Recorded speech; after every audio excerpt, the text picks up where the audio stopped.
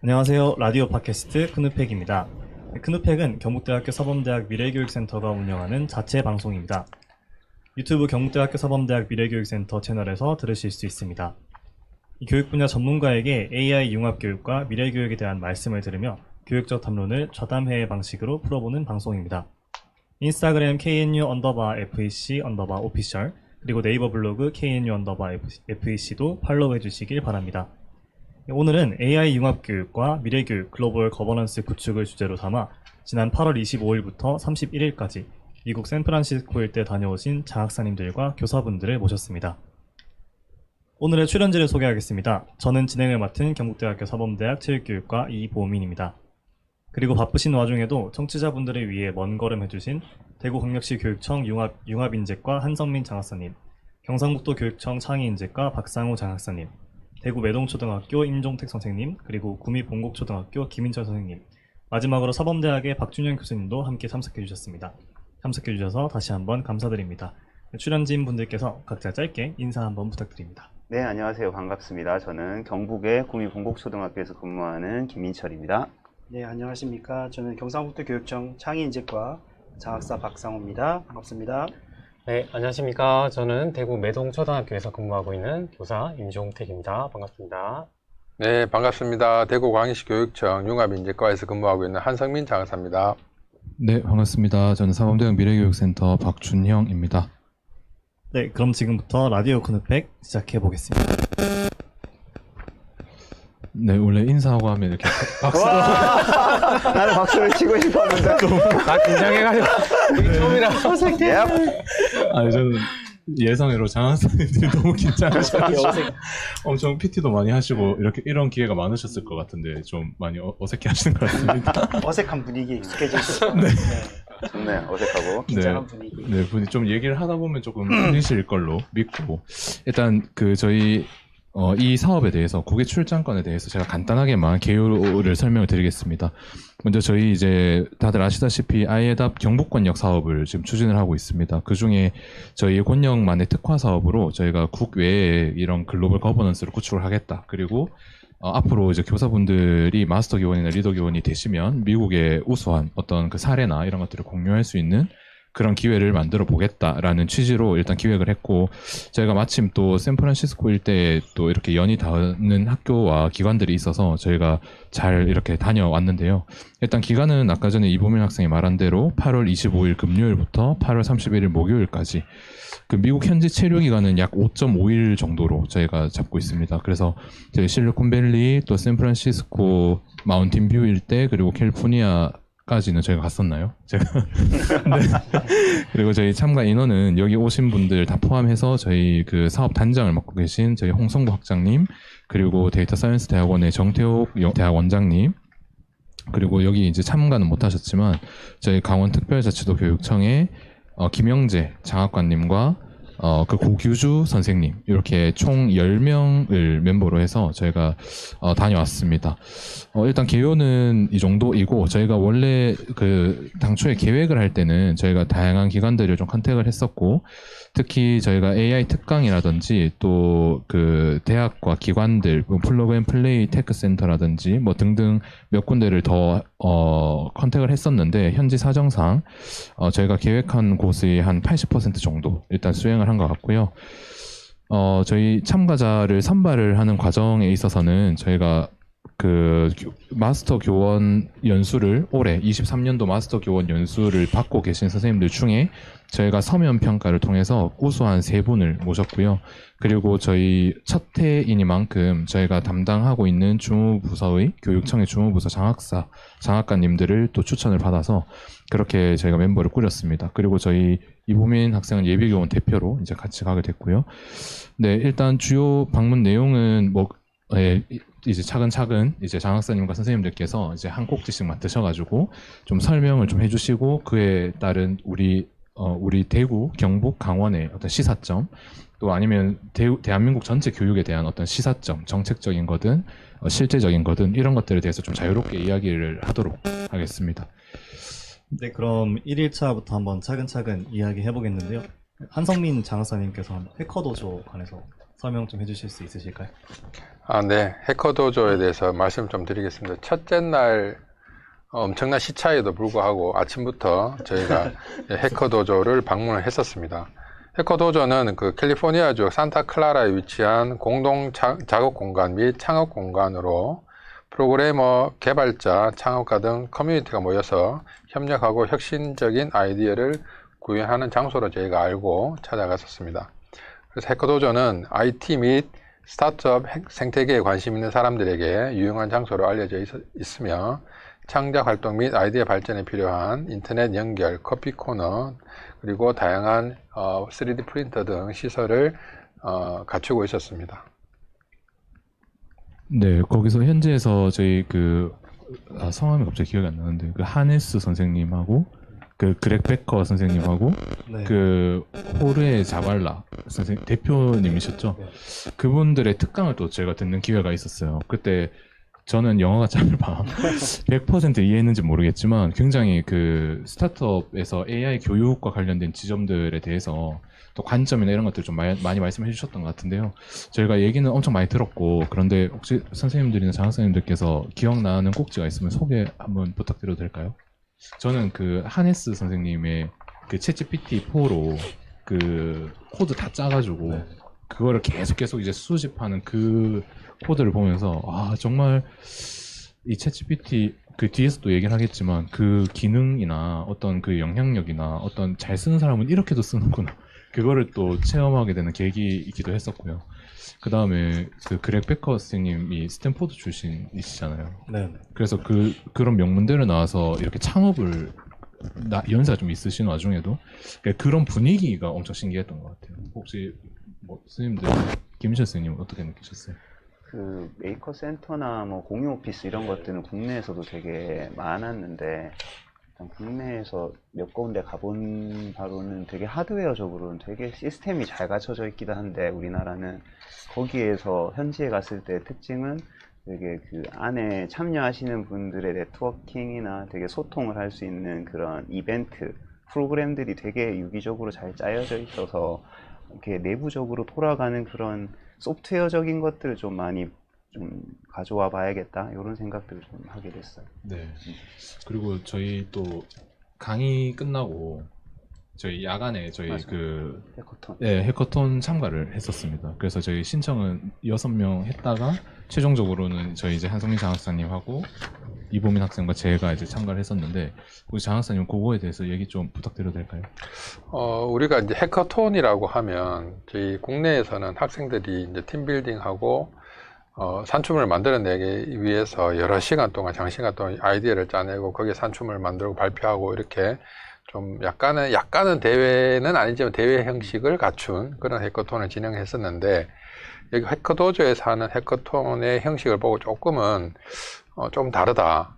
좀 자유스러운데도 거기서 많은 아이디어들을 얻을 수 있다. 이런 생각을 했습니다. 그래서 그런 이유가 이제 해커톤 팀빌딩 할 때, 이제 미리 팀을 짜서 이제 오는 게 보통인데, 여기에서는 그 아이디어를 자기들 일단 발표를 하고, 그 아이디어를 듣고 또 피자를 중간에 이제 먹으면서 이제 여러 팀들과 또 이야기를 해보면서 이런 그 중간에 흥미있는 팀에 다시 또 구성할 수 있는 이런 좀 색다른 점이 좀 인상 깊었고 또 우리가 이렇게 학생 해커톤을 진행할 때도 이런 방식을 좀 도입을 하면 너무 딱딱하거나 이렇게 경직된 해커톤 진행의 분위기를 조금 학생들이 자유롭게 이제 논의하면서 창의적인 아이디어를 이끌어낼 수 있는 방법 중에 하나니까 이렇게 생각을 했었습니다.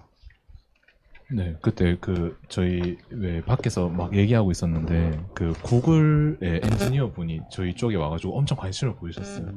한국에서 온 외국인들이 이야기를 하고 있으니까 저희끼리 팀을 만든 줄 알고 너네 내 팀이냐, 벌써 구성했냐 그렇게 물어보기도 했었는데 그 해커톤 주제가 더 나은 세상을 만들기 위해서였잖아요. 그러니까 오히려 주제가 모호할 수 있는데 그 모호함 때문에 경쟁적이지 않고 거기 온 사람들끼리 더 오히려 진짜 그 세상을 더 낫게 더 좋게 하기 위한 아이디어를 구상하고 거기에 대해서 얘기를 나누는 그런 모임이 그런 마인드가 만들어진 것 같더라고요. 네, 그 엄청 그 자유롭게 뭐 저희는 흔히 이제 뭐 조언을 하거나 뭐 평가를 받는다 이런 생각을 하고 들어갔던 것 같은데 저 스스로도. 근데 거기는 그런 게 아니라 정말 내 아이디어가 있는데 그거를 더 이제 좀 가다듬을 수 있고 좀 더 강화할 수 있는 많은 사람들의 의견을 듣는다. 이런 태도가 이미 갖춰져 있는 것 같았어요. 그게 약간 그쪽 지역의 문화적인 요소도 좀 있는 것 같고, 네. 또 인종이나 성별이나 연령이 엄청나게 다양해서 저는 그게 정말 놀랐었거든요. 대회가 아니라 이제 네트워킹하고 네. 아이디어를 공유하는 그런. 그러면 이게 소통하고 공유하는. 혹시 그러면 해커톤 대회에서 뭔가 할 때 뭔가 왜 저렇게 하지? 아니면 저 방법이 맞나? 좀 이상한데? 뭐 그런 생각 혹시 드신 적도 혹시 있으신가요?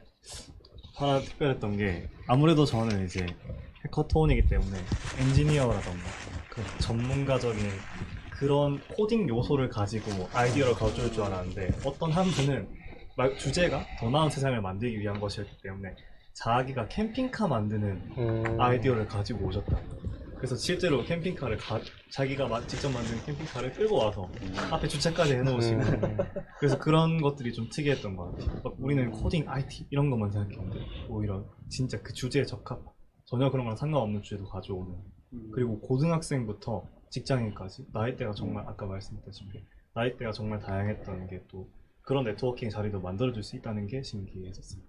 그래도 저는 그 얘기를 들으면서 우리 학교나 이런 교육 현장에서는 정답만을 강조하고 뭔가 해결 가능한 뭔가를 자꾸 해서 어떤 답이 있는 뭔가를 찾으려고 하는데 그 주제 자체에서부터 뭔가 좀 열려있는 그리고 그걸 같이 해결하기 위해서 여러 가지 힘을 모으는 말 그대로 이제 미래라는 게 정해진 문제와 답이 있는 게 아니라 쉽게 해결할 수 없는 문제들이 앞으로 뭐 기후 문제라든지 뭐 여러 가지 뭐 문제가 이제 환경 문제라든지 닥칠 텐데 그런 걸 해결할 때 여러 명들의 그런 창의적인 아이디어를 모아서 같이 해결하고 그런 것들이 전 진짜 우리 미래 교육에 필요한 그런 문제 해결력, 창의력 그런 부분들이 좀 배울 수 있는 기회가 되지 않았을까. 다시 볼 걸 좀 아쉽습니다. 그리고 그게 토요일 밤이었잖아요. 그 현지 네. 시간으로. 근데 그때도 하루 그 6시부터 밤 10시까지 시간이 잡혀 있었는데 그때 누가 뭐 돈을 주는 것도 아니고 사실 뭐 대회에 뭐 상금이 있는 것도 아니고 정말 자발적으로 주말에 그 귀한 시간을 내서 모였다라고 하는 것 자체도 이제 의미가 있었던 것 같고 저희도 교육청에서 이런 거 하시면 엄청 좋을 것 같습니다. 저희 대학에서 한번 해보려고요. 단발적인 게 아니라 이렇게 조금 원래회적으로 그냥 항상 하는데 뭐 이번 달 참여해보고 다음 달도 참여해보고 이런 식으로 조금 팔로우업이 계속 될 수 있는 그런 시스템이어야 계속 머물지 않을까 그런 생각이 좀 들었어요. 이제 경북교육청 같은 경우도 이제 저희가 이제 성과 공유회 자리에서 겸해서 이제 해커톤 대회를 이제 매년 하고 있는데 이제 아까 전에 말씀하셨듯이 주기적으로 뭔가 좀 뭐 월에 한 번 한다든지 뭐 분기에 한 번 한다든지 좀 횟수를 좀 자주 한다면 좀 더 많은 학생들이 참여하고 또 많은 아이디어를 낼 수 있는 기회가 좋을 것 같은데 좀 횟수를 좀 늘려야 될 것 같습니다. 네. 그 대라는 약간 명칭에도 네네. 좀 딱딱함이 있기 때문에 그쵸. 그걸 좀 바꾸는 것도 좀 필요한 것 같아요. 뭔가 이렇게 격식적으로 딱딱하게 접근하게 되면 사실 행사가 조금은 맞아요. 뭐 이거 하면 너무 부담이 되지 않을까? 뭐 사실 운영 진행하는 입장에서도 좀 부담이 될 것 같고 그거를 참가하는 분들의 입장에서도 뭔가 성과를 내기 위해서 좀 자유로운 생각이 이어지지 않는 느낌이 들어서 그런 부분에 좀 우리한테는 좀 이제 배워야 될 점이 아닐까 생각합니다. 특히 아까 그 삶에 대해서 앞으로 뭐 2022도 그렇고 이 삶이 상당히 학생들한테 중요하다고 그러니까 2022에서도 삶을 중심으로 해서 뭐 교육과정이라든가 네. 프로젝트 이런 것들이 움직일 것 같은데 그런 부분과 관련해서 좀 이제 끌고 오는 부분들이 되게 중요한 것 같고 이제 학교 교육에서도 프로젝트를 좀 많이 해서 그런 삶을 좀 강조하면서 이제 학생들이 경험을 통해서 이끌어진 부분들을 좀 문제 해결을 통해서 할 수 있도록 좀 앞으로 더 많이 강조를 해야 될 것 같습니다. 네. 좋습니다. 네, 그럼 이제 2일차 일정으로 한번 넘어가 보도록 하겠습니다. 우리 2일차 일정은 현지 AI 융합교육 특강과 또 애플을 방문한 내용이 있는데요.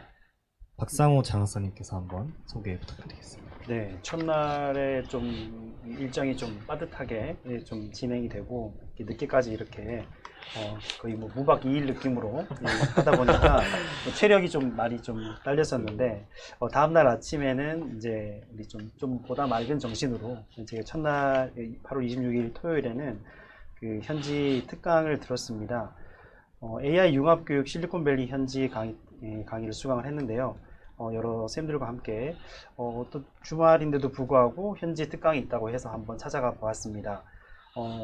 주제는 How to Survive the ChatGPT Invasion, ChatGPT의 공격, 침공에 어떻게 살아남는가라는 주제였는데요. 카네기 멜론 대학의 수학과 교수인 포션 로우 교수님의 강의가 있었습니다. 챗GPT의 우수성이라든지 또 AI 시대 교육의 지향점에 대한 내용이 있었는데, 사실 워낙 또 발음도 빨리 하고 또 영어가 제가 좀 딸렸었는데 100% 아마 이해를 하신 우리 이보미 학생님이 좀 더 자세한 내용을 전달해 주시지 않을까 싶습니다. 네, 마이크 전달해 보겠습니다. 저번에 우리 라디오에서 한번 했었잖아요. 네. 네. 저도 100% 이해한 건 아니고 80% 정도 이해를 했었는데요. 우선 처음으로는 아무래도 챗GPT의 침공에 어떻게 살아남을까 그 주제였기 때문에 챗GPT가 그 챗GPT의 임팩트를 보여줬었는데요. 그 챗GPT 4를 이용해서 아무래도 3.5와는 많은 차이가 있기 때문에 4를 이용해서 제가 가장 기억에 남는 건 그 자리에서 즉석에서 사람들이 말하는 수학 올림피아 문제를 챗GPT에게 물어봤더니 챗GPT가 척척척척 이렇게 풀어냈던 모습이 가장 인상 깊었는데요. 그런 것들을 통해서 챗GPT가 어떤 임팩트를 가지고 있고 사람들에게 얼마나 충격적인 결과를 가져왔는지 그런 모습을 보여주었고, 그 다음에는 이제 어떻게 하면 살아남을 수 있냐 두 가지 팁을 얘기를 해줬는데, 첫 번째는 이제 자신의 가치를 만들어낸다. You should make your value라고 했거든요. 그래서 회사에서 예를 들어서 인사 정리를 할 때 쭉 리스트를 만든 다음에 첫 번째부터 마지막 사람까지 그 사람이 만들어내는, 회사에서 만들어내는 가치의 순위를 1등부터 100등까지 이렇게 쭉 만든 다음에 밑에서부터 한 명씩 이렇게 잘라낸다, 그런 표현을 하셨거든요 그때.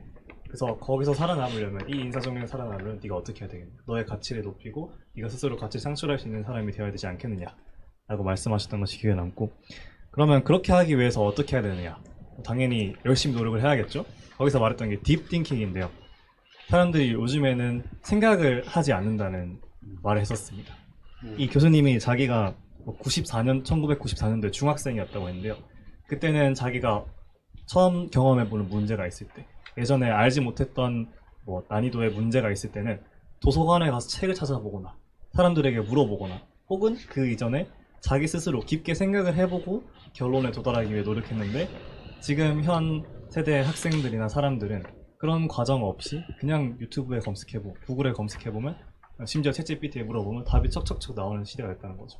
그래서 사람들이 점점 깊은 생각을 하지 않기 때문에 살아남기 위해서는 당신도 딥띵킹을 하는 능력을 길러낸다 라고 얘기했던 것이 기억에 남습니다. 그리고 마지막으로 이분이 기업가이기도 한데요. 라이브라는 교육 플랫폼, 온라인 교육 플랫폼을 개발했었습니다. 저희도 다 선생님 분들이시기 때문에, 교수님이시기 때문에 다 경험하셨겠지만 이 온라인 교육이 굉장히 어렵잖아요. 특히 줌을 이용한 교육에서는. 그래서 줌은 애초에 회사원들을 위해 만들어진 온라인 플랫폼이다, 회의 플랫폼이지 교육 플랫폼이 아니다, 그런 문제점을 지적하면서 이러한 어려움을 개선할 수 있는 온라인 교육 플랫폼을 이 포진로 교수님께서 개발을 하셨는데, 여기에 대해서 조금 더 길게 얘기를 할까요? 아니면 이렇게 말씀하셨다고만 이 얘기를 하면 평소에 제가 뭐 했는지 알겠다. 이 얘기를 하면 너무 길어지는데 네. 너무 길어지는데 100% 이해하셨을 것 네. 같습니다. 좀한 2분 정도만. 한 짧게만 네. 그 라이브라는 플랫폼에 대해서 말씀을 드리자면, 이 미국 전역에 우수한 고등학교 수학입니다. 수학 올림피아라던가 시 대회 1등이라던가 그런 우수한 인재들을 모아서 중학생을 가르치는 그런 플랫폼인데요. 고등학교 선생님은 2명입니다. 선생님 2명이고 그 중학생 대상들은, 시청자들은 그냥 유튜브 라이브 하듯이, 트위치 혹시 아시는 방송 플랫폼처럼 그냥 이렇게 들어와서 들을 수 있는 그런 서비스인데, 여기서 숨어있는 장치가 하나 있는 게, 카네기 멜론 대학이 예술로 유명한 대학이기 때문에 연기자들을 이 수업에 집어넣게 됩니다.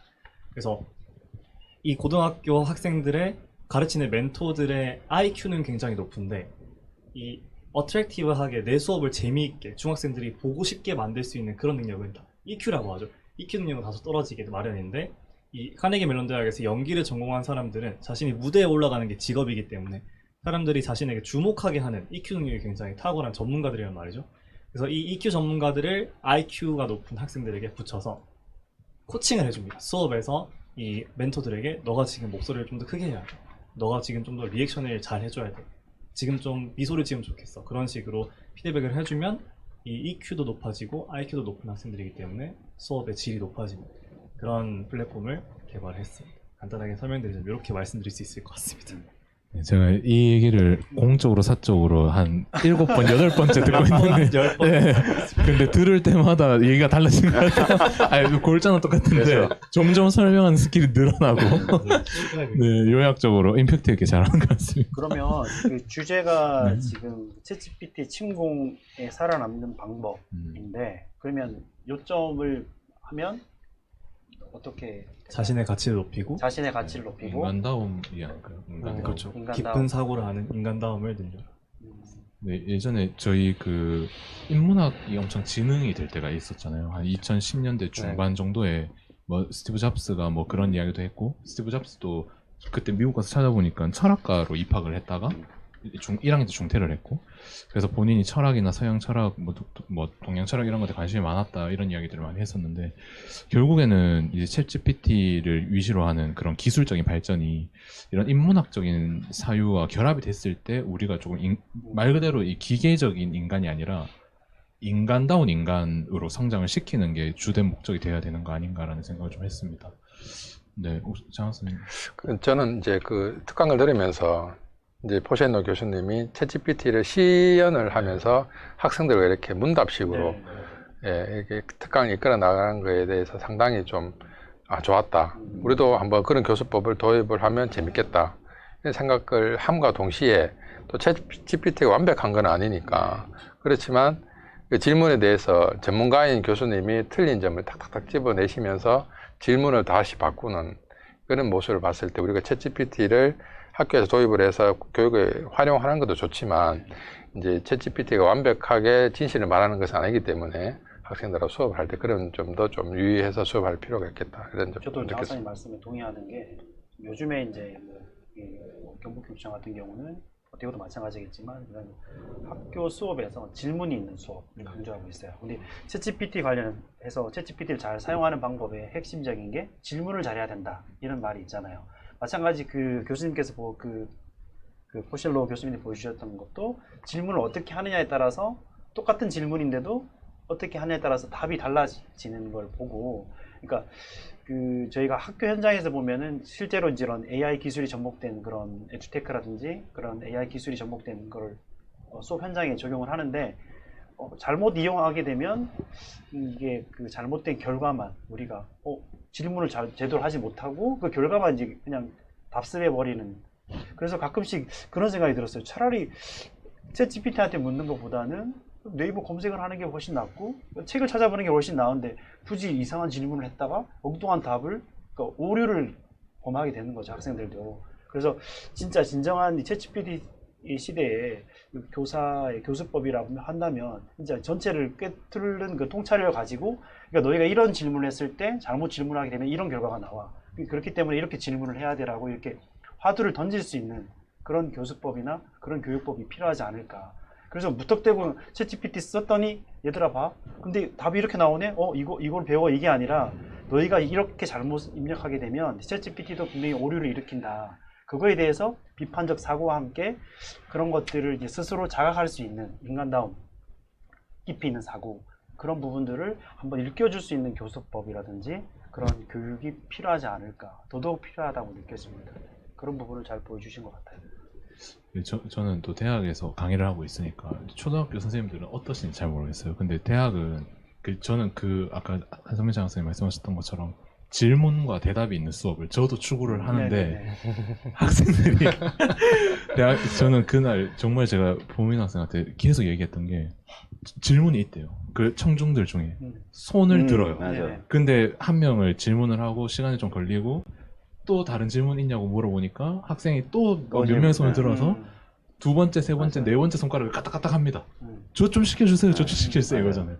그런 모습을 보고 싶어요. 저도. 아, 근데 없으면 저희 경북대학교 학생들이 조금 그런 게 있는가. 그게 경북대 학교뿐만 아니라 제가 그 한번 그 네. 라디오에서 들었던 것 같아요. 네. 봤는데 서울대 학생이었던 것 같아요. 나름 학생 공부를 잘해서 근데 이제 이 친구는 특징이 질문을 엄청 잘한답니다. 네. 항상 매 순간마다 궁금하면 질문을 하는. 음. 근데 이상하게 이 친구는 분명히 공부를 잘한다고 생각을 했는데 항상 거의 바닥 점수가. 그 이유가 뭘까 했더니 그래서 공부를 잘하는 A 플러스를 맞는 친구들 봤더니 질문을 안 한다는 거예요. 교수님도 싫어하고 질문을 하게 되면.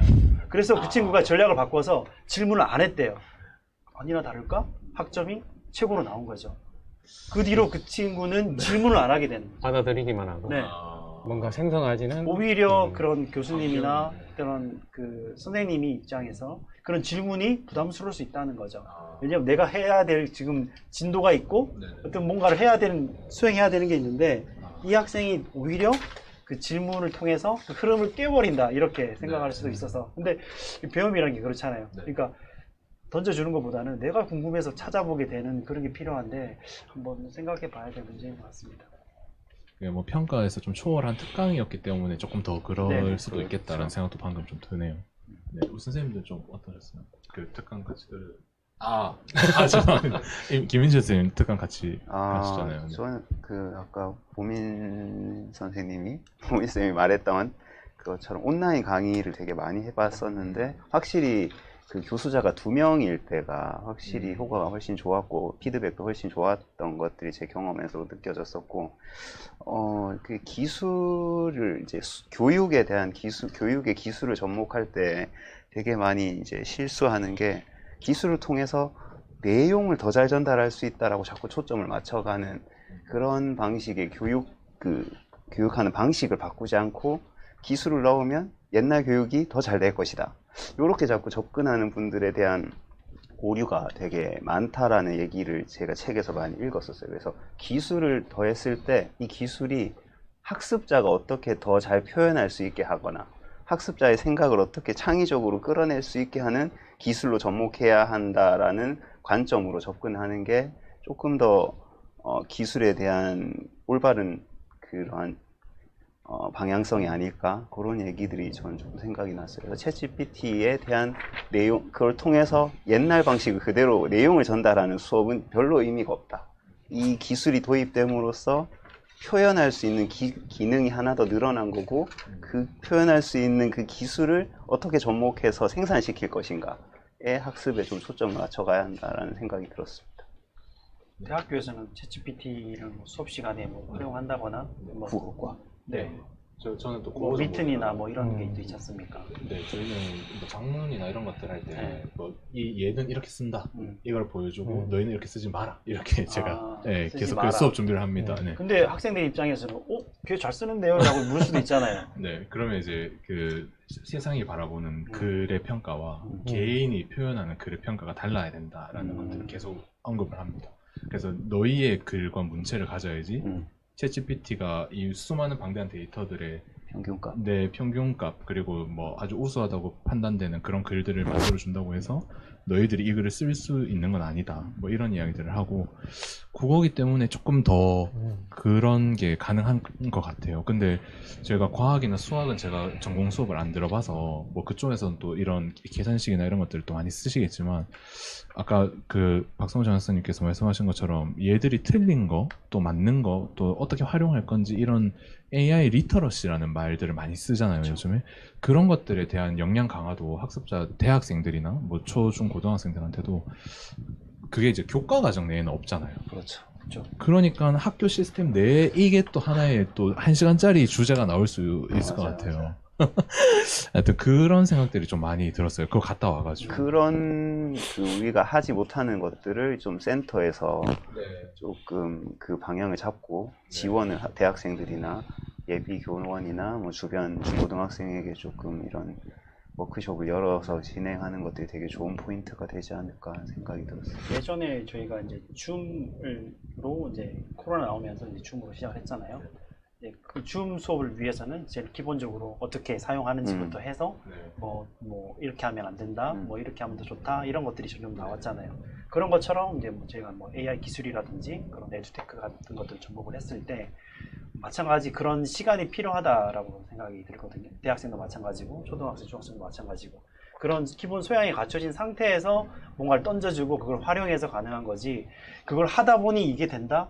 전 그건 아니라고 봤거든요. 네, 예전에 저희도 뭐 ICT 교육을 위해서 기본적으로 뭐 타자도 하고 뭐 기본적인 뭐 컴퓨터 사용 방법 이런 걸 익혔던 것처럼 그런 것들도 리터러시에서 좀 필요하지 않을까. 물론 뭐 윤리적인 문제와 결부해서 뭐 이걸 했을 때 그런 윤리 문제 인공지능 윤리 교육도 마찬가지 겸해서 해야 되고 그런 부분에서 리터러시 교육 선생님께서 말씀하셨던 그런 부분이 필요할 것 같습니다.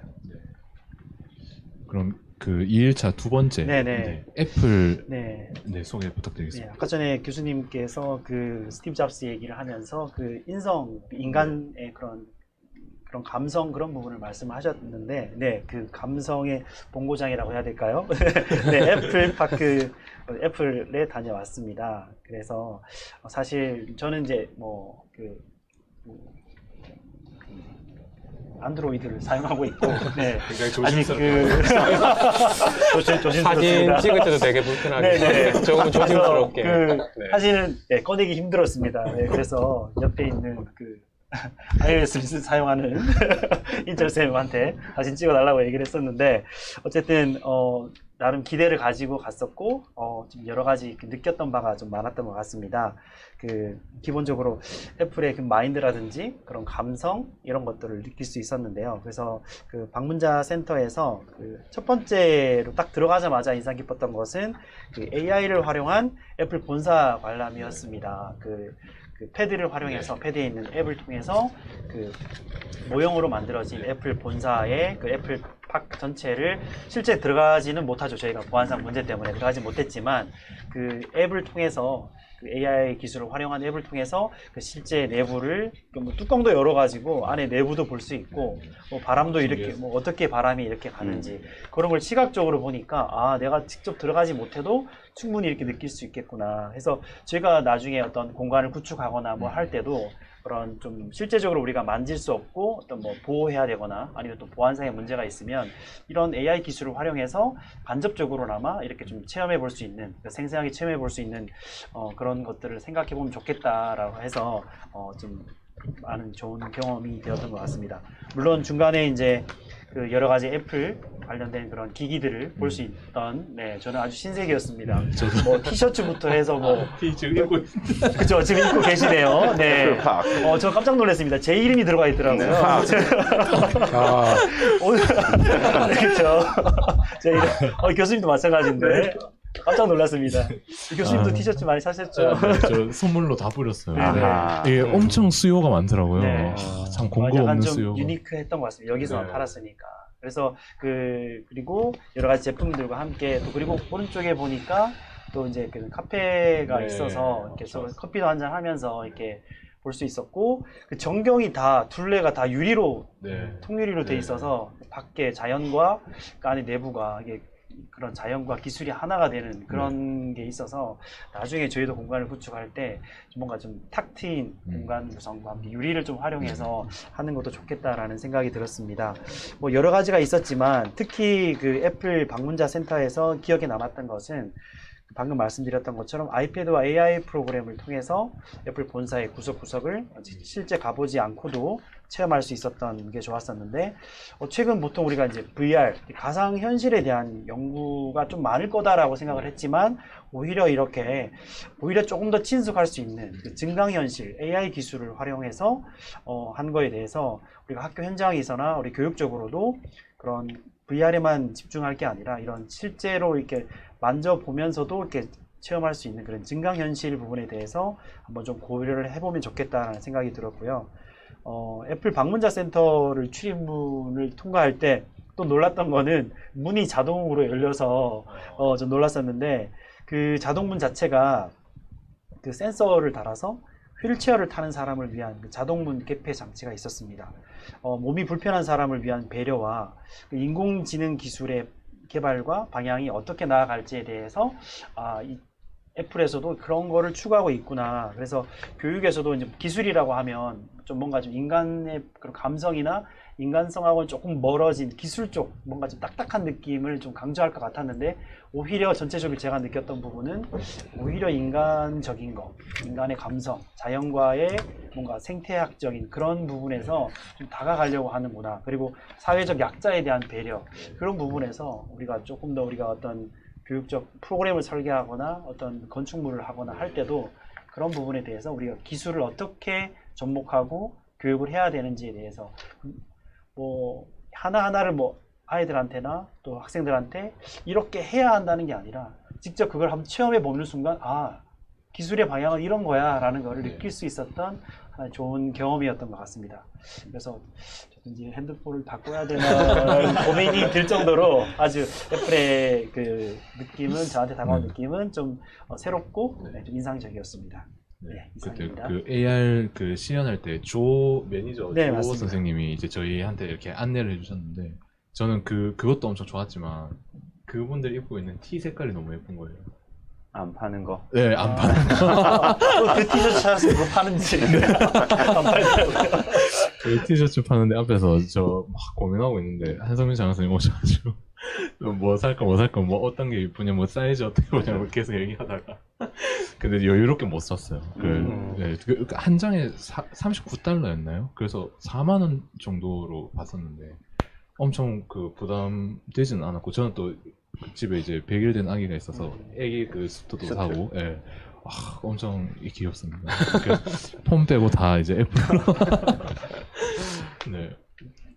임종태 선생님 애플 좀 어떠셨어요? 저희랑 시차를 좀 두고 가셨어요. 네네. 네. 먼저 가서 봤었는데 사실 뭐 같이 갔던 원장님이 너무 좋아하셔가지고 사실 사진 촬영 기술도 좀 가르쳐주고 하더라고요. 그 폰에 있는 기술 가지고. 특강을 맞아요. 특강을 네네. 신청 안 해서. 했는데 되게 뭔가 직접적으로 뭔가 이렇게 기능들을 사실 사진을 찍어도 사실 그냥 자동으로 놓고 막 찍다 보니까 그냥 뭐 놓치는 기능들도 많은데 그런 것들도 자세히 알려주고 아까 이제 장사님이 특히 말씀하셨듯이 실리콘밸리 물론 뭐 애플뿐만 아니라 이 지역을 이렇게 돌아다니면서 어떤 기술보다는 진짜 인간다움, 조화 그리고 공유 이런 것들을 좀 많이 더 느낄 수 있어. 사실 실리콘밸리 가면 뭔가 와 하는 뭐 이런 어떤 기술 뭐 굉장한 거 이런 거일 수도 있었는데 사실 이제 돌아보고 애플의 어떤 그런 것들 보니까 뭔가 정겹고 사실 아까 그 뭐 해커톤 이런 것들도 약간 파티 분위기의 느낌처럼 막 하셨다는 느낌이 좀 인상을 받았거든요.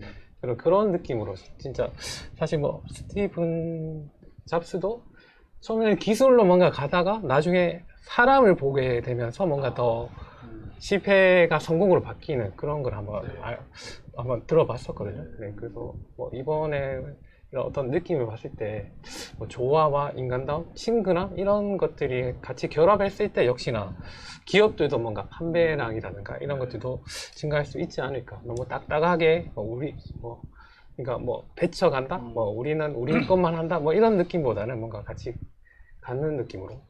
약간 또 아쉬웠던 건 뭐냐면 사실 그 근처에 삼성 센터도 비싸게 하나 있었으면 하는 게 있었는데 제가 이제 검색을 해보니까 삼성 쪽은 이제 반도체 그 건물이 들어와 있다고 하더라고요. 그래서 삼성도 나중에 그런 어떤 센터를 하나 구축해서 좀 같이 한번 이렇게 실리콘밸리 자체 그 반도체 쪽 건물이 들어가 있고 이런 어떤 애플처럼 BC 센터처럼 방문자들을 위한 어떤 센터가 또 하나 있으면 좋지 않을까 하는 생각을 또 한번 해봤습니다. 네. 삼성 관계자도 듣고 계시는데 제가 그렇게 도달 범위가 넓지 않아서. 네, 그러면 다음 일로 넘어갈까요? 네. 그러면 이제 저희가 휴일에는 구글 캠퍼스도 방문을 한번 했었는데, 여기 관해서 그 슈퍼지. 네. 네, 박준영 교수님께서 네, 여기는 사실 뭐 크게 말씀드릴 내용은 아니고 저희가 이제 7일간의 일정을 짜다 보니 하루 정도는 쉬어가도 되겠다라는 생각을 조금 해서 저희가 그 아침에는 샌프란시스코 투어, 시내 투어를 조금 하다가 이제 구글을 방문을 했죠. 원래 저희가 제가 이제 계획안을 쭉 수립을 할 때 제가 구글 내부 직원분들을 매니저나 좀 그 리더분을 통해서 저희가 에스코트를 좀 요청을 하려고 했었는데 이런저런 사정상 저희가 또 주말 일정이랑 뭐 이런 것들 때문에 구글도 그날 저희가 갔을 때도 다 이제 문이 닫혀 있는 상태에 저희가 겉만 볼 수 있었고 그때 그 제니터셨던 그분이 그 성함은 모르죠. 근데 저희 우리 되게 느리게 바뀌는. 정말 한 15분, 20분을 거기 서가지고 특강처럼 막 안내를 해주셨는데, 그때 엄청 재밌었던 것 같고요. 그리고 그 슈퍼G 앞에서 저희 단체 사진 찍은 게 정말 잘 나와서 아주 뿌듯합니다. 볼 때마다. 네, 하여튼, 뭐, 그날은 그렇게 이제 끝이 났고, 그 다음에 이제 월요일 날, 저희가 4일차 월요일에 저희가 이제 푸틸 컬리지에 방문을 했습니다. 여기는 제가 조금 말씀을 드리고 이제 제가 임종택 선생님한테 좀 넘기겠습니다. 여기에 이제 저희 푸틸 컬리지의 스템 센터에서 근무를 하는 저희 이제 경북대학교 사범대학 출신의 유학생이 있습니다. 그래서 거기 약간 그 패컬티처럼 교직원처럼 이제 일을 하고 있는 친구인데 그 친구가 다리를 놔줘서 지금 푸틸 컬리지와 저희 경북대학교 그리고 아예답 경북권역 사업지원단과 이제 MOU가 체결이 됐고요.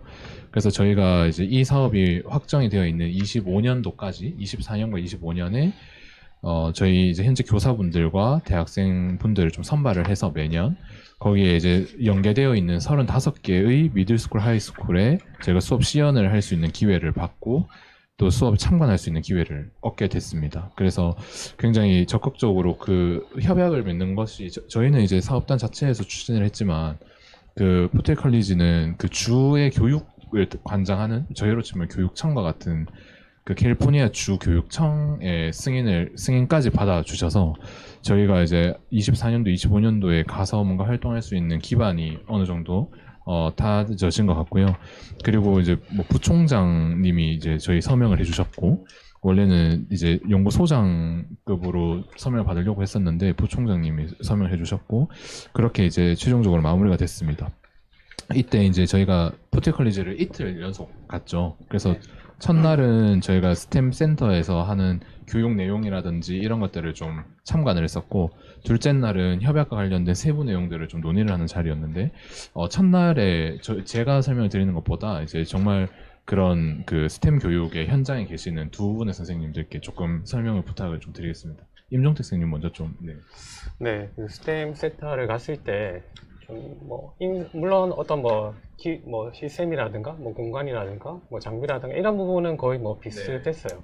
근데 좀 특이했던 점이 이 스템 센터의 그 어떤 학점을 위해서 뭔가 하는 것이 아니라 여러 학생들, 다른 그 학과의 학생들을 조금 이렇게 지원해주는 느낌으로 많이 융합적으로 하고 있다는 게 되게 좀 특이했었고, 사실 약간 분전적으로 될 수 있는데, 통합을 해서, 너 배우고 싶어? 그럼 와서 좀 배워봐.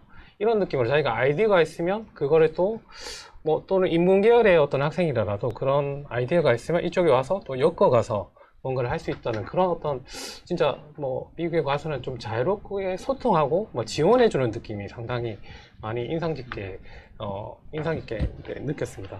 특히 그 유아교육과 관련해서 그 하나의 어떤 장소를 하나 정확하게 이름 명칭은 모르겠는데 되게 3D 프린터라든가 되게 어떤 장비들이 조금만 돌아봐도 뭔가를 다 구축할 수 있게끔 되어 있는 게 너무 좋더라고요. 물론 대학이기 때문에 그렇게 갖춰져 있을 수도 있지만 뭔가 들어갔을 때 진짜 그 장비들을 이용하는 그 공간으로 들어가는 것 자체만으로도 뭔가 아이디어라든가 내가 이걸 실현할 수 있겠다는 뭔가 자신감을 좀 심어주는 느낌의 어떤 공간 구성이라 가지고 저는 거기서 되게 진짜 조금은 많이 느낌이 되게 좋았었거든요. 그러니까 아무것도 없는데 뭔가를 학생들한테 만들어봐 이런 느낌보다는 너희가 펼칠 수 있는 공간이 여기야.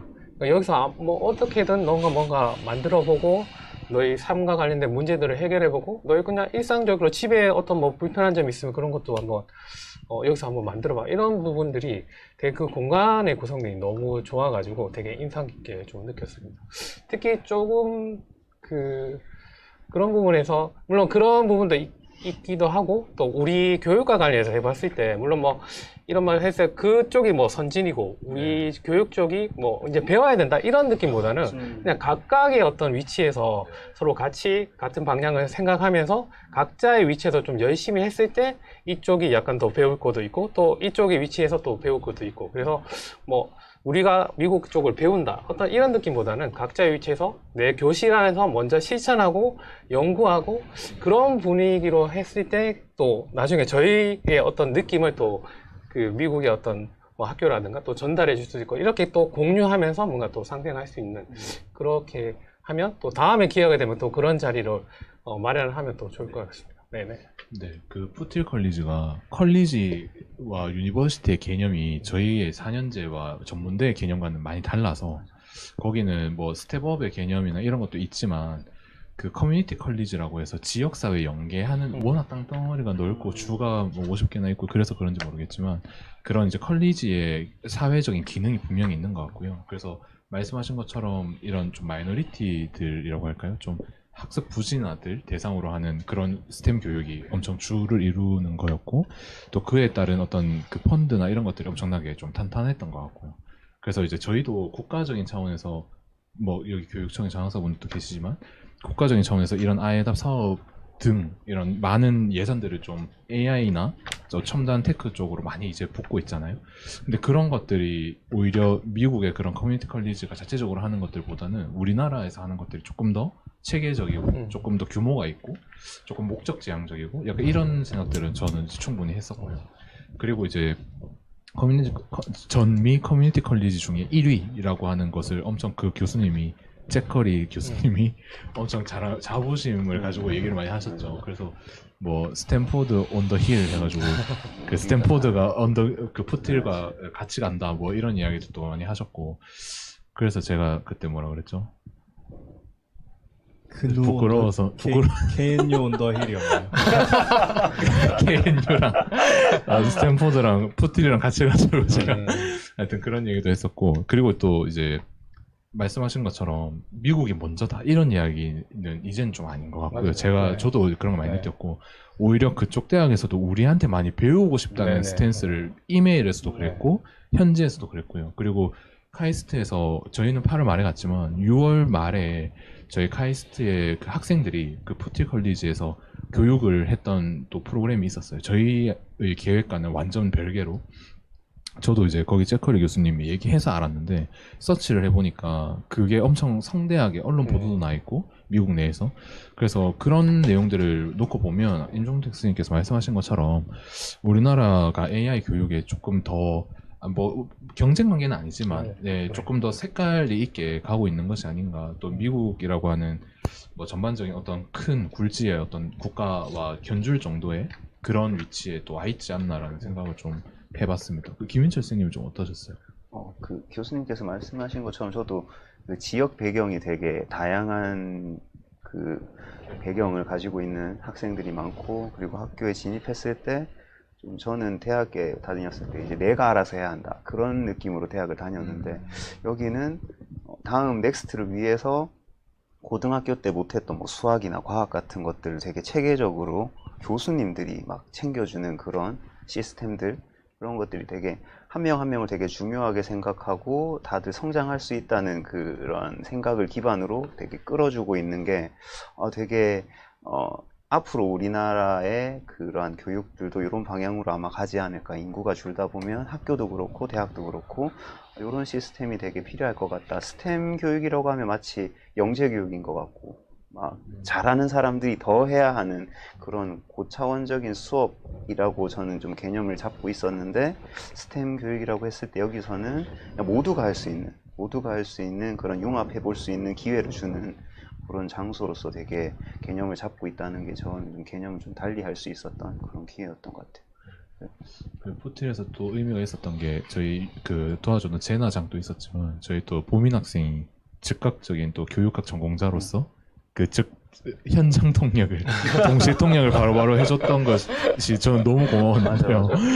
그때 이제 왜 그 친구 있었잖아요. 그 VR 글래스 설명하려다가 못한 그 친구. 후안. 네, 후안. 그리고 이제 그 로마. 네. 로마는 저희 또 그 줌으로 미래교육 포럼을 하거든요. 그때 10월 16일인가 19일인가 그때 목요일인데 그때 줌으로 또 프레젠테이션 해주기로 했어요. 그래서 우수 사례 같은 것들 공유해주기로 하고 계속 이제 연락을 합니다. 그때 이제 저한테 막 핸섬 가이라고. 그래서 제가 따로 부른 것은 아니고. 그거 맞는 것 같은데요? 전공자도 아니신데 그 인공지능 맞아요. 그 기술 전공에 대한 용어들을 네네. 번역을 보민 되게 학생이. 잘하셔서 너무 깜짝 놀랐어요. 저도 근데 알고 그 그 전까지는 어떻게든 했었는데 알고리즘에 관해서 시연하는 걸 보였을 때는 저도 도저히 모르겠어서 김인철 선생님께 도움의 요청을 잠깐 드리고 했었는데 맞아요. 그런 수준 높은 것도 볼 수 있어서 좋았던 경험인 것 같습니다. 그럼 그때- 이제 네. 네, 요것만 얘기할게요. 네네. 그때 왜 막 이렇게 코드 쭉 나열됐을 때 제가 김윤철 선생님 옆자리에 앉아 있었거든요. 그래서 저 정도면 엄청 잘하는 거 맞나? 그때 그분이 칼텍에서 박사를 하시고 뭐 그런 인도에서 박사 이미 했고. 네네. 네네. 그 커리어 패스가 엄청 맞아요. 네, 높으신 분이었는데 제가 김윤철 선생님한테 저런 코드 정도면은 우리나라에서 괜찮은 수준이냐고 여쭤보니까 네. 선생님이 대학교 석사 정도라고 학부생 하셨- 졸업할 때 학부생, 정도 네. 되면 컴퓨터 공학 정도는 요즘에 다 네. 배우는 수준으로 하시는 부분. 그래서 미국의 교육 과정과 네. 이제 한국의 어떤 뭐 고등교육, 중등교육 포함해서 뭐 그런 것들이 조금은 다르구나라는 생각을 네, 좀 네. 했었어요. 저는 아까 전에 임종대 쌤도 그렇고 김철 쌤도 말씀하셨는데 그 느꼈던 거의 가장 큰 포인트는 우리가 그런 인프라적인 부분에서 결코 뒤지지 않는다. 오히려 우리의 그런 환경이나 이런 것들이 훨씬 더 잘 돼 있는데 우리는 왜 항상 미국 쪽을 바라보고 또 이게 선진을 찾고 있나 봤을 때는 그런 인프라적인 이외에 뭔가 어떤 그런 분위기라든지 뭐 서로 뭐 유연한 그런 사고라든지 그런 거를 공유할 수 있는 그런 게 좀 필요한 것 같고 우리는 이제 그런 교수 방법이나 학습 그런 분위기 면에서 우리도 그런 부분을 오히려 그런 인프라 부분을 넘어서서 지금도 보면 여러 우리 교육청에서 하는 사업 중에서도 그런 인프라를 구축하는 사업이 되게 많아요. 근데 이제 문제는 인프라만 구축하고 끝나는 게 문제인 거죠. 그리고 지금 우리 학교 현장에도 보면은 많은 인프라 구축이 되어 있습니다. 근데 그걸 어떻게 활용할 건지, 그걸 어떻게 더 이렇게 시너지 효과를 낼 건지에 대한 고민이 좀 더 필요한 부분인 것 같고, 좀 아쉬웠던 부분은 이제 저희가 학교 현장을 못 가봤잖아요. 그래서 뭐 중학교든 뭐 초등학교든 한번 그 현장을 가서 본다면 그네들이 어떤 환경에서 또 어떻게 수업을 하는지, 어떻게 그런 AI 교육이나 디지털 교육을 하는지에 대해서 조금은 봤으면은 오히려 또 우리를 또 돌아볼 수 있는, 성찰할 수 있는 기회가 됐을 것 같은데, 다음에 또 기회가 되면은 뭐 그런 자리를 통해서 또 우리가 잘하고 있는 부분, 또 미국에서 잘하고 있는 부분들을 서로 이렇게 공유할 수 있는 장이 되었으면 좋겠다 생각이 들었습니다. 다음에도 가는 걸로. 저는 아니고, 네, 우리 다음에 다른 분들께서 네. 약간 하신다면 여담이지만 네. 그쪽 푸틴 그 건물들이 약간 네. 저는 마을 같다는 느낌이 들었거든요. 네. 약간 그 전원익이 보는 듯한 느낌이 들어가지고 맞아요. 약간 뭔가 사실 농촌 가면 뭔가 이게 지원해주고 뭐 이런 느낌이 딱 그 느낌하고 비슷하더라고요. 농활이에요, 뭐, 농활? 네, 종자나 뭐 옥시가 있는 걸 만든다 그러면 다 와서 뭔가 이렇게 지원해주는 듯한 되게 아늑한 느낌의 그런 분위기도 되게 좋았던 것 같아요. 다 1층으로 돼 있고, 네, 자연과 어울리고. 일본 네. 네네. 네. 아마 들으시는 분들 검색해 보시면 그 어떤 마을 분위기 나는 맞아요. 네네. 미국 원주민 네네. 저는 엄청 이국적인 네. 미국 안에서 또 다른 이국적인 느낌이 좀 들어서 엄청 좋았던 것 같고 그러니까 이번에 원래 그 초등학교, 중학교, 고등학교 컨택을 원래 시도를 했었어요. 원래 이 교육부 서울대 이렇게 계획안 컨펌 받는 과정에서 그렇게 중고등학교 갔으면 좋겠다. 뭐 이 아주 뭐 의무적인 것은 아니지만 그래서 이제 저희가 재나장 외에 또 다른 이제 아이오와 대학의 친구들하고 뭐 이렇게 뭐 얘기도 하고 했었는데 그 학교에 방문이 어렵다고 하더라고요. 그 저희가 이제 외부인이고 맞아요. 또 정부 인사들이시고 정부 인사들이시고 네. 그리고 뭐 제가 이제 대학에 스탠포드나 이렇게 연락을 할 때 푸틴이나 연락을 할 때 제가 미니스트리를 계속 강조를 하니 그쪽에서 부담을 많이 느끼셨는 것 같아요. 그래서 이번에 협약이 맺어졌으니 이제 다음에는 저희가 반드시 그렇게 여러 군데를 좀 보고 오는 걸로 그렇게 좀 기획을 해보겠습니다. 네. 네, 그럼 이제 저희 네네. 혹시 요거는 좀 약간 일단 궁금해서 그런 건데 또 우리가 이제 그 초등이나 중등 같은 경우는 이제 좀 학습적인 부분이나 어떤 생활 태도 부분에서 지원이 필요한 학생이 있으면 별도로 이제 그런 학습 지원하거나 그런 프로그램이 있는데 대학에서도 이런 미래교육이라고 했을 때 대학은 딱히 그런 프로그램이 있나 이렇게 궁금해요. 그래서 만약에 내가 그런 부분을 내가 학습하지 못하고 왔는데 대학 와서 이걸 배우고 싶어요. 뭐 수학을 또 배우고 싶다거나 아니면 뭐 내가 뭐 국어에 어떤 뭐 언어적으로 또 배우고 싶다거나 아니면 기술적으로 뭐 AI 기술이나 이런 테크닉을 좀 배우고 싶을 수도 있잖아요. 네. 그런 부분에 대해서 뭐 그런 것들이 혹시 있는지 그런 거를 뭐 신청하면 네. 뭐 같이 뭐 학습을 한다거나 자연스럽게 뭐 동아리 형태든 뭐든 그런 것도 혹시 대학에서 네. 제가 여기 경북대학교 본부에서 근무를 할 때 그 장애학생 지원센터라는 게 있었어요. 근데 그게 이제 특정 전공에 뭔가 이야기를 하는 것은 아니고 이렇게 수행을 하는 것은 아니고 거기서 이제 이 학생이 그 만약에 뭐 다리가 불편해서 휠체어를 탄다고 하면 그 장애학생 지원센터에 뭐 신청을 하면 거기서 어떤 차를 빌려준다든지 아니면 사람을 뭐 근로장학생이나 이런 네네. 친구들을 붙여준다든지 그런 지원들을 하는 제도는 있고 네.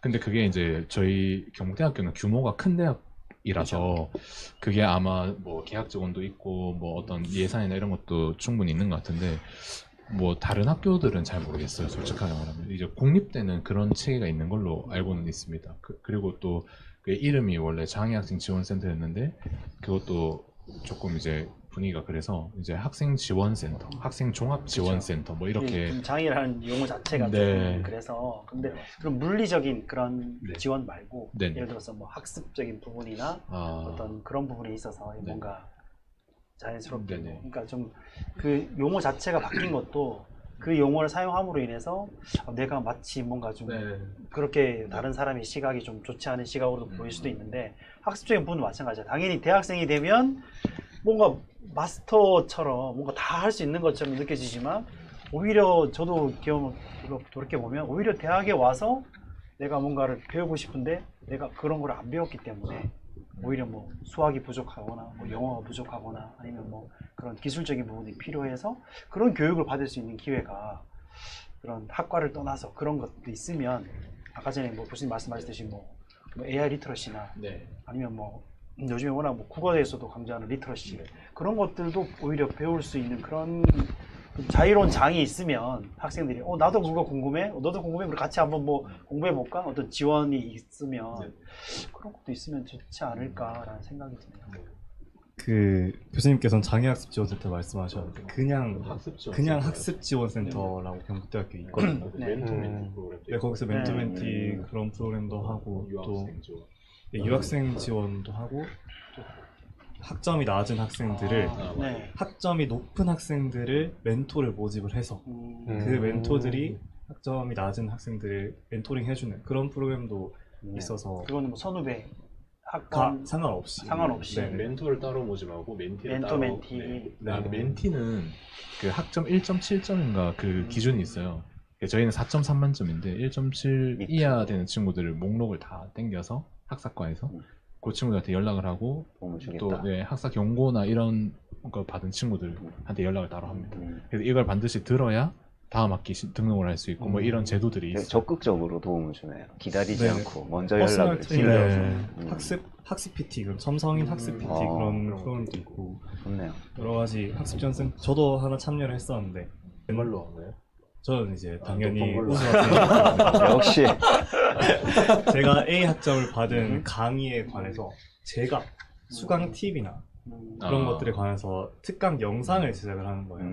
그래서 그런 거 제작해서 제출하면 또 이제 뭐 유튜브에 올라가면 그 과목이 좀 부족한 친구들이 유튜브에 올라가서 직접 가서 볼 수 있고 그런 공모전 같은 것도 참여하고 그랬었어요. 미래교육센터에서 그런 것들을 조금 활성화해서 네. 만약에 한다면 그것도 괜찮을 것 같은데요. 학습적인 부분이 지금 있잖아요, 그죠? 네네. 그런 부분들도 이렇게 좀 본인이 이렇게 뭐 저런 어떤 제도나 시스템이 있으면 나도 한번 해보자 하는 그런 게 있을 수 있어서 그런 것도 한번 고민해 보신다면 좋지 않을까라는 생각이 듭니다. 네. 네. 그 포틸에서 이제 모티베이션을 많이 이제 받았죠. 네네. 네. 저는 그 아까 로마 제비어 네네네. 그 선생님이 이제 우리를 위해서 프레젠테이션 준비해서 발표를 하셨잖아요. 근데 그걸 보면서 저는 이제 아까 코드 말씀하셨는데 제가 볼 때는 이게 한 학기 수업 분량보다 조금 더 많은 것 같아요. 거기 나와 있던 내용들이 뭐 ROC 커브라든지 컴퓨저 매트릭스라든지 이런 것들을 쭉 보여주면서 이제 그게 AI가 어떻게 작동하는가를 설명하고 싶어 하셨던 것 같아요.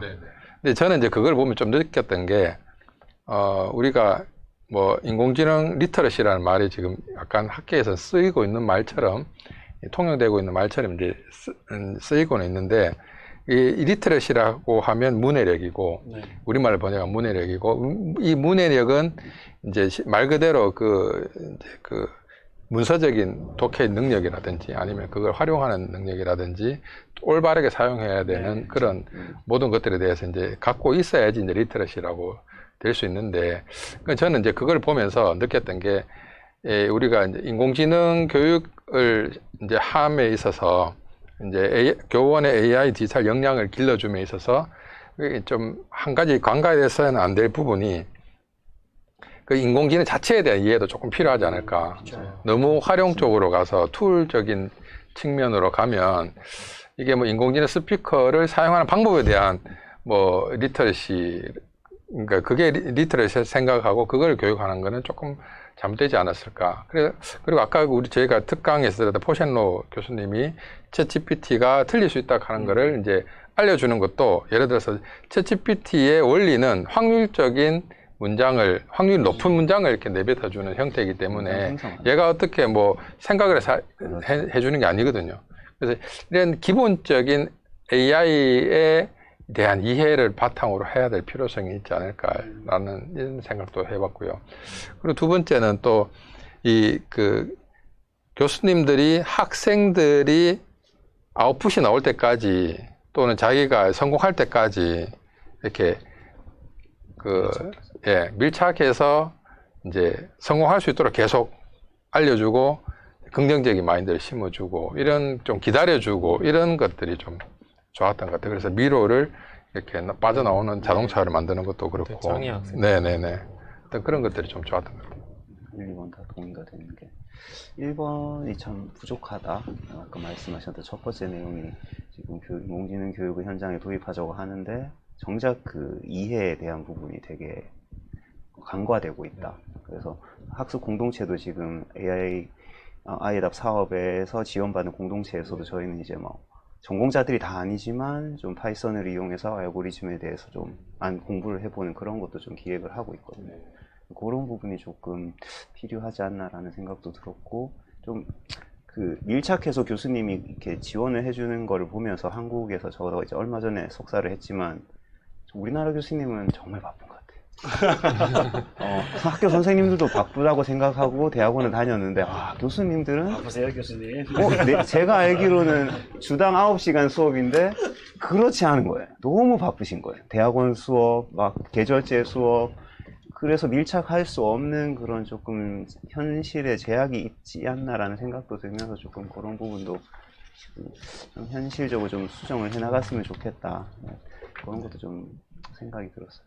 규정상으로는 책임 시수가 9시수지만 그렇지 않더라고요. 네, 대부분 전용 교원분들 한 15학점, 18학점씩 하시고 야간에 대학원. 네, 뭐 저 같은 비전용 교원들도 한 12학점씩 이렇게 하니까 장기적으로는 약간 이게 이제 국가적인 교육 과정이 있고 아까 말씀하셨듯이 이제 법정 시수 이런 것들이 있는데, 근데 장기적으로 봤을 때는 정책을 하는 사람들이 이제 개정교육 2022 개정교육과정 뭐 이렇게 개정교육과정 들고 나오면서 항상 하는 말이 뭐 교육과정을 재구성한다 아니면 뭐 단원을 재구성한다 이렇게 자율성을 주는 듯한 이런 이제 문서상으로는 해석이 되어 있는데 실제로 운영을 해보면 타이트하게 짜여져 있는 그런 나가야 될 진도 뭐 이런 것들이 좀 정해져 있는데, 이런 부분들을 우리가 좀 고민해서 선생님들이나 이렇게 실제 이제 학생들과 맞닿아 있는 이제 그런 교수님이나 선생님들한테 약간은 좀 자율권을 좀 보장해 줄 수 있는 방안을 찾아보는 고민도 한번 해봐야 될 것 같아요. 좀 그렇게 되면 좋겠어요. 네, 그러면 이제 다음번으로 인텔 박물관에 방문했던 것과 스탠포드 대학에 탐방을 했던 것에 대해서 조금 더 말씀 나눠보도록 하겠습니다. 네, 임종택 선생님, 김민철 선생님께서 하나씩 설명을 좀 해주셨으면 좋겠는데요. 인텔 인텔은 뮤지엄은 일단 저는 이제 하드웨어적인 것도 되게 관심이 많아서 인텔 뮤지엄에 입장했더니 이제 제임스 큐레이터가 다 안 오면 설명을 안 하겠다. 그래서 되게 이렇게 저는 권총 차고 계신 줄 알았어요. 되게 피지컬이 너무 좋으셔서. 너무 딱 준비하고 계셔가지고.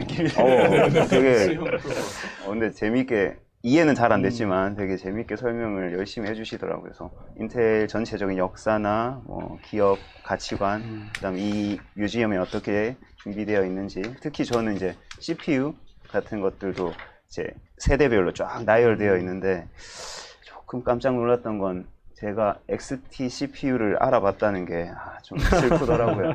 이거 모르시나요? 저는 몰랐어요. 그 세대 CPU의 거의 시작 부분부터 제가 저걸 알아보는 제가 좀 깜짝 놀랐어요. 저도 알아봤습니다. 그러니까 그렇더라고요. 같이 많이 읽은데. 그 제조 공정들에 대한 그 그래픽 처리하는 이렇게 해서 막 영상으로 넘어가면서 어떻게 CPU가 제조되는지 이런 것들이 되게 체험하면서 즐겁게 이해할 수 있도록 세팅이 잘 되어 있어서 되게 그 우리 공간 경북에서 이제 인공지능 교육 센터를 만드는 공간 관련해서도 아이디어 좀 많이 얻어온 것 같아요. 거기 공정할 때 왜 그 안티더스트라고 하나요? 왜 먼지 들어가는 입어보셨죠? 직접 네. 공쌤 무슨 반도체 잘 어울리던데요. 방진복을 직접 입어봤는데 방진복. 실제로는 12개의 과정인가 그보다 더 많은 수십 개의 과정이 있는데 저는 거기다 생각하고 옷만 탁탁 입어봤는데 굉장히 덥습니다. 굉장히 덥고 저 반도체 회사에 취직했다고 셀카 찍어서 어머니한테 자랑을 좀 했었습니다. 재밌는 경험이었고 그런 경험, 직접 경험을 해보는 게 좀 저는 이제 학생의 입장이기 때문에 여기까지 왔는데 저런 거 한번 해봐야지 하는 그런 생각이 들었는데 아까 말씀하셨던 것처럼 만약에 미래교육 뭐 뮤지엄이나 그런 걸 만든다고 공간을 만든다고 하면 그런 학생들이 내가 해봐야지 해보고 싶다 이런 생각이 들 수 있게 하는 체험 공간을 마련하면 정말 좋을 것 같습니다. 맞아요. 저는 가면 체험을 하면서 되게 어쩌면 규모가 그렇게 큰 맞아요. 규모는 네, 아니었는데 맞아요. 되게 알차고 뭔가 흥미롭게 뭔가 이렇게 전개되는 듯한 느낌이 들어서 되게 신선한 느낌이 받았고요.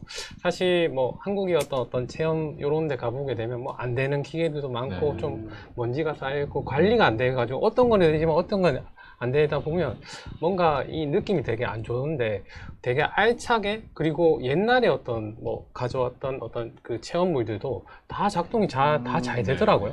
그래서 그런 느낌이 되게 좋았고 특히 또 그 CPU를 직접 했는 거를 이렇게 확대하면서 되게 이렇게 보여주는 거 이게 있었는데 정말 놀랍게 와 저렇게 직접을 할 수 있구나 저렇게 더 깊이 들어갈 수 있구나 학생들이 보면 되게 와 하면서 느낄 수 있다는 그냥 영상으로 하기보다는 뭔가 하나하나씩 넘기면서 하다 보니까 정말 신경을 많이 썼구나. 그리고 또 체험물 중에 뭐 듀얼 코어 CPU를 좀 설명을 하는 그게 있었거든요. 와 정말 시각화로 보니까 제가 알고 있던 어떤 그냥 머릿속으로 그냥 두 개가 있으니까 두 배 처리한다 이런 개념이 아니라 이제는 제 그 듀얼 코어라고 하게 되면 그 이미지가 딱 떠올라요. 그러니까 지금 공이 두 개가 두 길로 가고 하나는 한 길로 가는데 얘는 더 빨리 처리가 하고 늦게 간다. 되게 학생들이 봤을 때 어린 학생들도 이 듀얼 코어가 뭔지를 속도 처리하는 거를 더 빨리 처리하네? 그럼 다음 것도 더 빨리 처리할 수 있겠네? 이런 느낌이 딱 와드니까 학생들한테도 더 학습적으로 뭔가 이미지가 딱 떠오르니까 더 그러니까 사실 어린 학생들은 그거를 이제 개념을 잡기가 되게 힘들잖아요. 근데 그렇게 시각화해서 제공을 해주니까 되게 좋았다. 그러니까 그런 것들을 좀 우리 쪽에서도 사실 좀 많이 그냥 어떤 그냥 맡기기보다는 조금 더 많이 생각을 하고 해서 좀 장기적인 어떤 느낌으로 좀 이렇게 시설들이 들어왔으면 하는 좀 느낌도 많이 받았었어요. 말씀하신 것 중에 저도 이제 느꼈던 게 예전에 한번 그 서울교대 정문석 교수님인가요? 하여튼 그 교수님께서 말씀하셨던데 나도 모르게 놀다 보니 배웠다. 저는 그 말이 학교 현장에 있을 때 되게 인상적이었거든요. 근데 요즘에 학교 현장이나 보면 놀기만 해요. 그러니까 뭘 활동을 많이 하고 뭘 하는데 뭐 배웠지? 그렇죠. 근데 이제 아까 전에 임ron태 선생님께서 말씀하셨던 거는 이거를 체험하다 봤는데 내가 그 원리를 이해해 버렸어요. 그러니까 그게 어찌 보면 우리가 교육에서 던지는 시사점이 재밌게 즐기다 보니까 나도 모르게 그 원리를 익혀버렸어요. 그런 것처럼 그런 교육에 있어서도 물론 공부나 학습은 즐겁고 재밌어야 돼요. 근데 그게 유의미하게 어떤 뭔가의 어떤 배우는 게까지 이어지려면은 그런 것까지도 깊이 있게 고민을 해야 되지 않나. 놀이에서 학습까지 이어질 수 있도록. 자연스럽게 연계될 수 그렇죠. 있죠. 그런 부분들까지도 우리가 그 교수자가 심어놔야 네. 된다라는 그런 느낌이 들었습니다. 아, 교육 과정이나 공학이 점점 중요해지는. 네. 하여튼 뭐 엄청 좋았죠. 저도 엄청 저는 그 입구에 대형 그 인텔 조형물. 네. 큐브 같은 거기 사진 찍는 게 너무 색감도 너무 예쁘고 저는 요즘에 사진 잘 이제 나왔어요. 저는 요즘에 약간 관심사가 약간 그런 내 집단 사람들의 그런 자긍심이나 동기 뭐 이런 것들에 좀 관심이 많아서 그런 것들 하나 있으면 그래서 제가 보민 학생한테 빨리 KNUTC로 해가지고 옷 만들어라. 아, 지난번에 우리 방송 아, 네네. 그런 느낌으로 저희 저는 그건 별로. 그거 약간 그런 소속감이나 학습의 동기나 그런 것들이 결국에는 이 공간이나 어떤 그 컨텐츠들, 짜잘짜잘한 컨텐츠들에서 그런 것들이 유발될 수 있다고 생각하거든요. 네.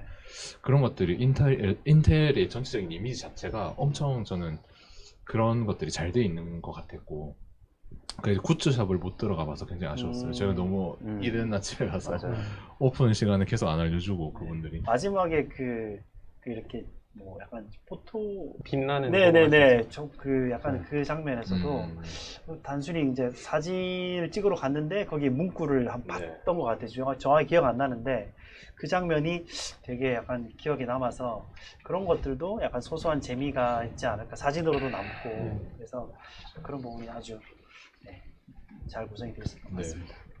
그리고 이제 네, 그러면 이제 다음 마지막으로 스탠포드 대학에 방문했던 것에 대해서 한번 얘기 나눠보도록 하겠습니다. 네, 사실 스탠포드는 저희가 오피셜하게 간 것은 아니어서 네. 저희가 약간 내년에 이제 스탠포드랑 협약을 맺을 준비를 하고 있습니다. 그래서 약간 저희 사전 방문 개념으로 갔던 거라 이제 선생님 이렇게 소개를 부탁드리기가 지금 결과 보고서에도 스탠포드는 없습니다. 네. 다시 거기 그 느끼신 점 네, 중심으로 짧게만 말씀드릴게요. 사실 뭐 그냥 그 전경을 좀 이제 봤을 때 되게 뭔가 저는 되게 그 스탠포드 건물을 봤을 때 되게 역사 어떤 유적지를 그렇죠. 같은 네. 듯한 느낌을 많이 받아가지고 네. 사실 스페인 작가였나요?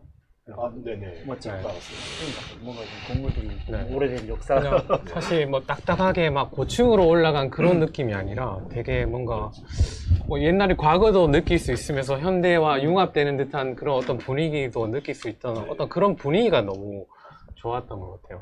네. 되게 사진을 찍고 싶은 어떤 그런 느낌의 되게 분위기가 너무 많이 좋았던 찍었죠 사진을. 그리고 되게 여유 있어 보이는 네. 듯한 느낌? 그때 학생 졸업사진 네. 찍었던 것 맞아요. 같아요 거기. 네. 입학이죠. 입학이에요? 네네네. 입학을 여름. 네, 그래서 그 프레시맨 가을 학기.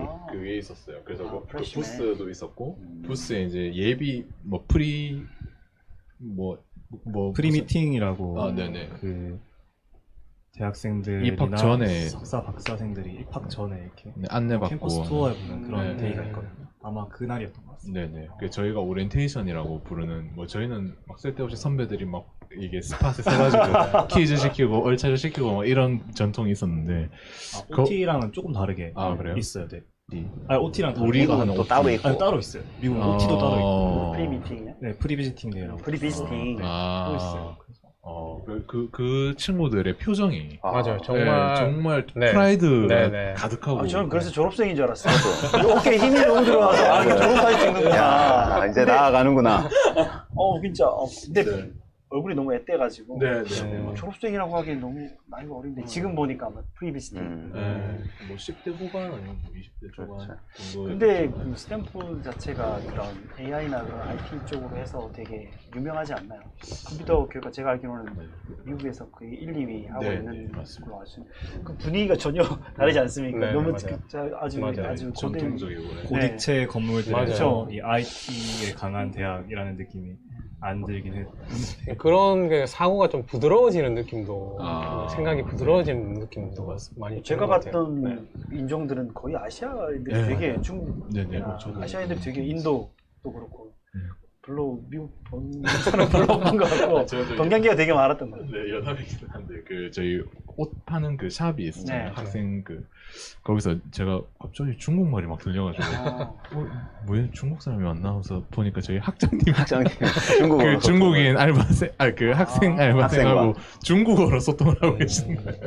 아, 정말. 그 장면이 굉장히 인상이 남았습니다. 네. 앞서 나간 학장님. 네, 정말 여담 죄송합니다.